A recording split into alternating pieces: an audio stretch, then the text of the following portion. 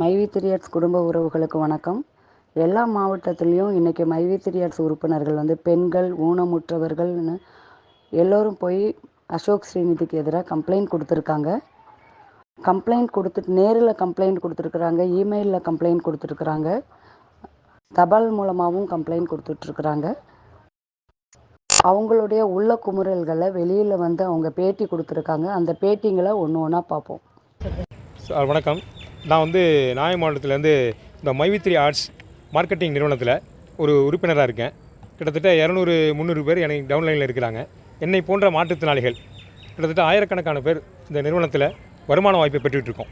இதில் ஒரு கோயம்புத்தூரை தலைமையிடமாக கொண்ட ஒரு அரசியல் பிரமுகர் இந்த நிறுவனத்துக்கு எதிராக பொய் வழக்கை தொடர்ச்சியாக தொடர்வதன் மூலமாக இந்த வருமானம் ஈட்டக்கூடிய வாய்ப்பை இந்த நிறுவனத்தின் மூலமாக EOW கேஸ் மாற்றி அதை தடைப்பட்டு இருக்கிறது. இது ஒரு தனிநபர் கொடுத்த அந்த புகாரின் அடிப்படையில் இன்றைக்கி இந்த நிறுவனம் எங்களை போன்ற ஆயிரக்கணக்கான மாற்றுத்திறனாளிகள் மொத்தம் 60 லட்சம் பேர் இருக்கோம். இதில் ஆயிரக்கணக்கான மாற்றுத்திறனாளிகள் இருக்கோம். இந்த ஆயிரக்கணக்கான மாற்றுத்திறனாளிகளுடைய வாழ்வாதாரம் இன்றைக்கி கேள்விக்குறியாக இருக்குது. இந்த கேள்விக்குறியாக இருக்கிறதுக்கு காரணம் ஒரு அரசியல் பிரமுகர் கார்ப்பரேட் சதியோடு இந்த வேலையை செஞ்சு இந்த நிறுவனத்தை முடக்க பார்க்குறாரு. மாண்புமிகு முதல்வர் அவர்களும் நாகப்பட்டினம் மாவட்ட ஆட்சியர்களும் தீர விசாரித்து இந்த நிறுவனம் தொடர்ச்சியாக நடப்பதற்கு ஆவணம் செய்யும்படி ஒட்டுமொத்த மாற்றுத்திறனாளிகள் மற்றும் இதில் முதியவர்கள் உதவிகள் இருக்கிறாங்க, அவர்களுடைய சார்பாக இந்த நிறுவனத்தின் உறுப்பினர் சார்பாகவும் நான் கேட்டுக்கொள்கிறேன். நன்றி, வணக்கம். என் பேர். இந்த நிறுவனம் கோயம்புத்தூரை தலைமையிடமாக கொண்டு செயல்படுகிறது. இதில் டிஜிட்டல் மார்க்கெட்டிங், ட்ரெடிஷ்னல் மார்க்கெட்டிங்கை வச்சு ஆடு பார்க்குறது மூலமாக அந்த விளம்பரத்தை விடுறாங்க. அதன் மூலமாக சுய விருப்பத்தின் அடிப்படையில் சேர்ந்து நாங்கள் பயணிக்கிறோம். அவங்கவுங்க தகுதியின் அடிப்படையில் ஒரு நாளைக்கு 5 ரூபாயிலேருந்து 1800 ரூபாய் வரலும் வருமானம் பார்க்கக்கூடிய வாய்ப்பை இந்த நிறுவனம் கட்டமைச்சிருக்குது. இதில் வருமானம் ஒரு 5 மாதமாக தடைப்பட்டிருக்கு. தேர்தல் தேதி அறிவித்த விதிமுறை இருந்ததுனால அந்த 4 மாதங்களாக வருமானம் வரல. இப்போ KYC அப்டேட் பண்ணதுனாலையும் இந்த நிறுவனத்தில் வருமானம் வரல. இந்த நிறுவன தலைவர் திரு சக்தியானந்தன் அவர்கள் தேர்தல் தேதி முடிந்து 4ஆம் தேதிக்கு பிறகு இதில் கிட்டத்தட்ட 5 வகையான கேட்டகரி இருக்காங்க. அதில் OM, BM, CM, GM, DM இருக்காங்க. இதில் உள்ள நபர்களுக்கு படிப்படியாக அவர்கள் ஏர்னிங் பண்ணக்கூடிய தொகையை அவங்க கொடுக்கக்கூடிய வங்கி கணக்கில் நிஃப்ட் பரிமாற்றம் செய்து வச்சாங்க.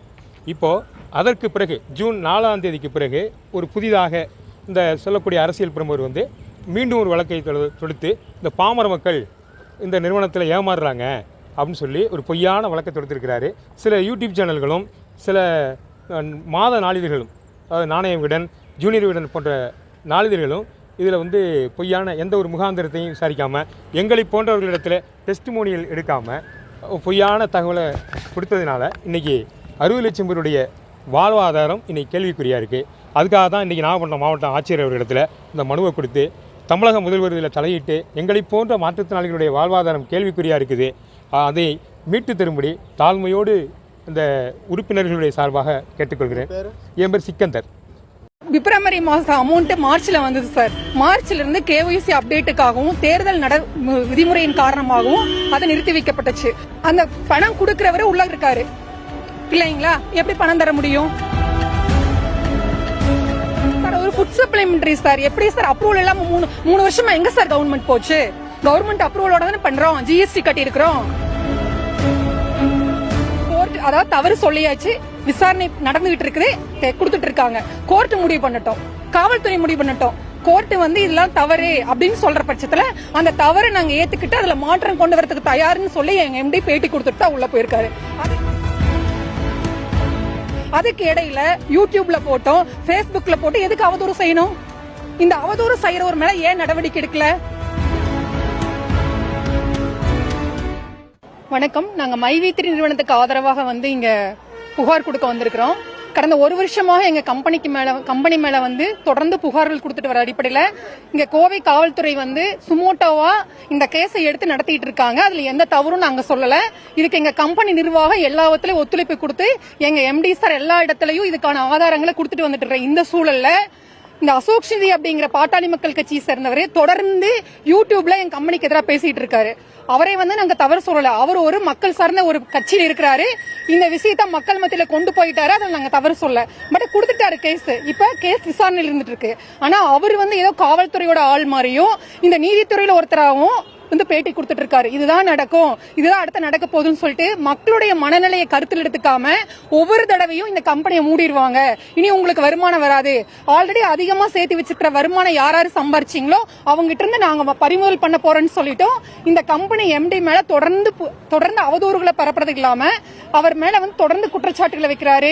இதுல வருமானம் சம்பாரிச்சிட்டு இருக்கிறவங்க மேலயும் குற்றச்சாட்டு வைக்கிறாரு. கம்பெனி மேல புகார் கொடுக்க சொல்லி மிரட்டுறாரு. இந்த மாதிரியான விஷயங்கள்ல அவர் மேல காவல்துறையோ அரசோ எந்த விதமான நடவடிக்கை எடுக்கிறது இல்ல. அவர் மேல நடவடிக்கை எடுக்கணும்னு சொல்லியும், அது மட்டும் இல்ல எங்க கம்பெனி நிர்வாகம் எல்லாத்திலும் ஒத்துழைப்பு கொடுக்கிற பட்சத்துல சீக்கிரமா இந்த விசாரணை முடிச்சு எங்க எம்டி சாரை விடுதலை செய்யணும் அப்படிங்கிற கோரிக்கையை முன் வச்சு நாங்க எங்க புகார் கொடுக்க வந்திருக்கிறோம். தவறுன்னு சொல்லவே இல்ல சார். கடந்த 1 இயரா அங்க என்னென்ன கேக்குறாங்களோ அதுக்கு தேவையான எல்லா எவிடன்ஸையும் சார் கொடுத்துட்டு இருக்காரு.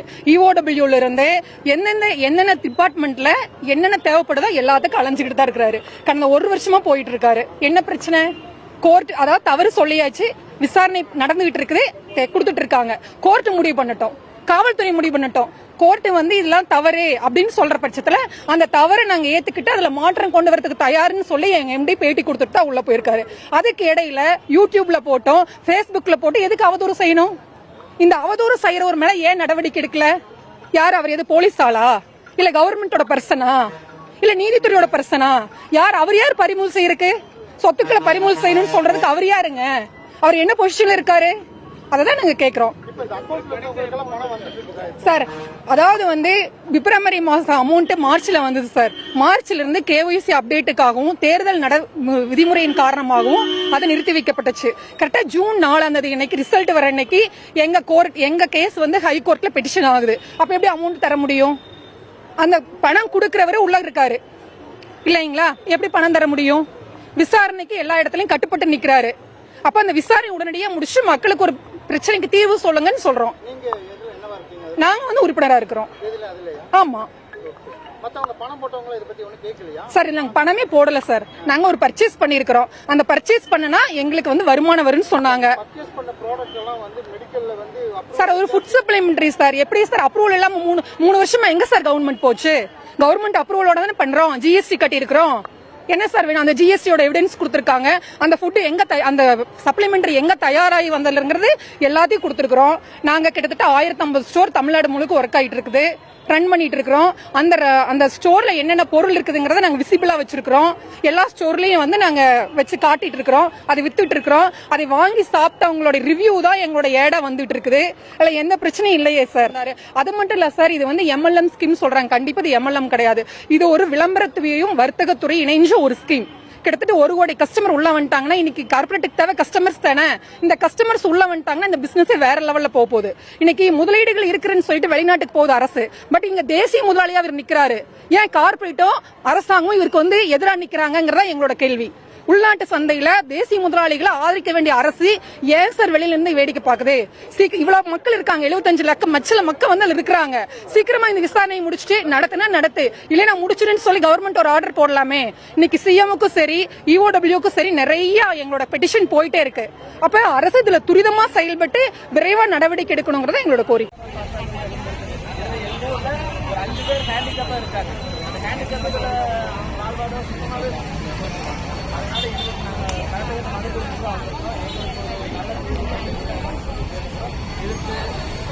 அசோக் மெயின் காரணமே அவர்தான் கேஸ் வந்து அது வாதன்றதே வந்து கேஸ் கொடுங்கன்னு அவரே யூடியூப்ல எல்லாத்துக்கும் பேசுறாரு. இவர் யூடியூப் மட்டும் பார்த்தாலும் அசோக் தக்க நடவடிக்கை எடுக்கணும்.